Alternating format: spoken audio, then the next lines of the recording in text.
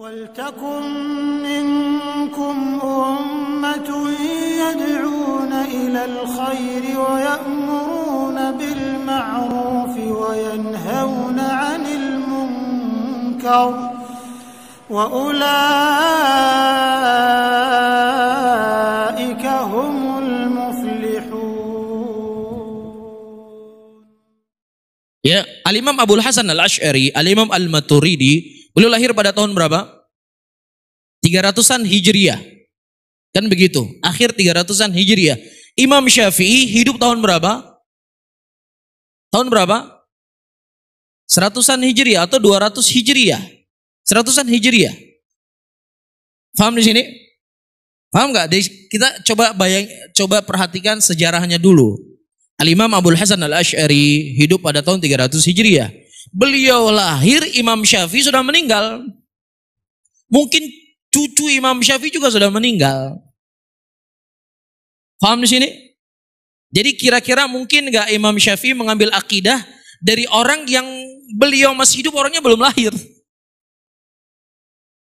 Ini secara logika kita berbicara. Mungkin nggak kira-kira? Nggak mungkin ya?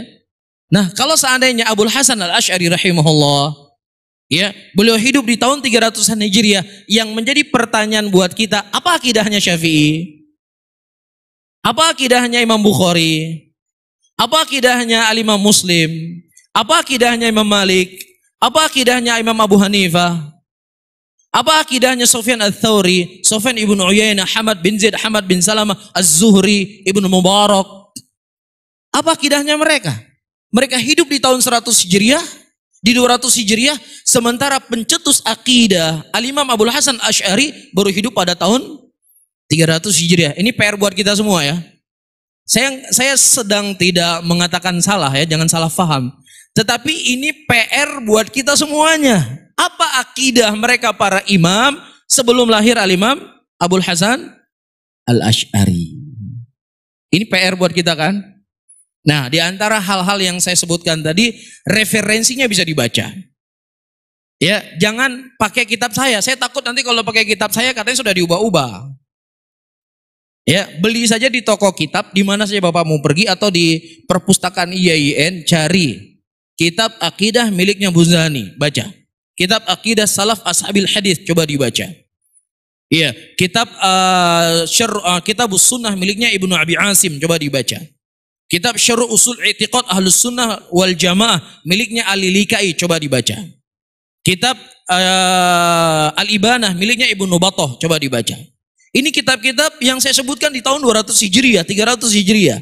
Ini adalah referensi untuk kita baca. Bagaimana sebenarnya akidah imam madhab tersebut. Jelas ya? Sehingga tidak menjadi bola api di tengah-tengah muslimin. Ya, dan ini mungkin solusi yang terbaik buat kita untuk bersikap dengan sikap ilmiah, sikap yang memiliki referensi di dalam kita mengucapkan sesuatu.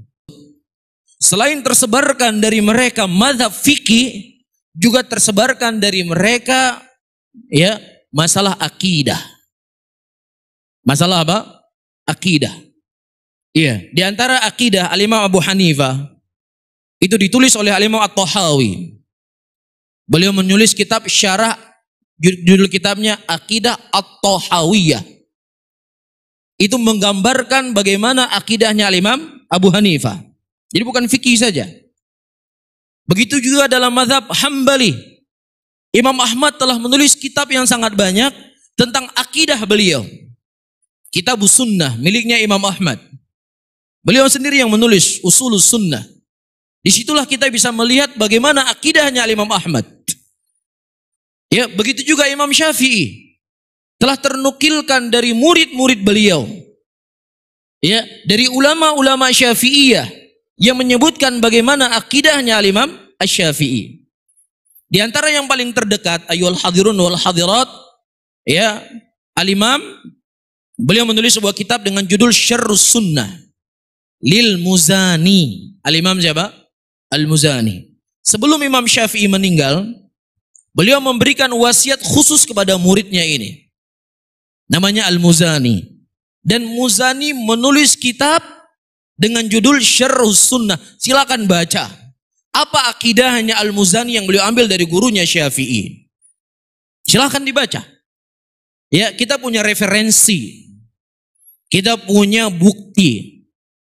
Bukan hanya sekedar opini yang digulirkan, tapi referensi yang bisa dipertanggungjawabkan. Iya, dan di antara ulama-ulama Syafi'iyah yang berbicara dalam masalah akidah adalah Al-Imam ya As-Sabuni. Sabuni kalau kita membaca biografi beliau, beliau termasuk dari ulama Syafi'iyah. Iya, beliau menulis kitab apa? Apa judul kitabnya? Ya, kitab beliau Aqidatis Salafi Ashabil Hadis. Ya, dan kitab ini juga kita belajari dengan guru-guru kita. Jadi siapa yang ingin mengenal Syafi'i, fikihnya, akidahnya, ini diantara referensi yang wajib untuk kita baca. Bisa difahami ya? Jadi nggak mungkin Al-Imam Syafi'i hanya ternukilkan dari beliau fikihnya, nggak ternukilkan dari beliau apa? Akidahnya, ini nggak mungkin. Dan nggak mungkin murid-murid Syafi'i hanya meriwayatkan dari Syafi'i fikihnya, tidak meriwayatkan Syafi'i akidahnya. والسابقون الأولون من المهاجرين والأنصار والذين اتبعوهم بإحسان رضي الله عنهم ورضوا عنه. STA TV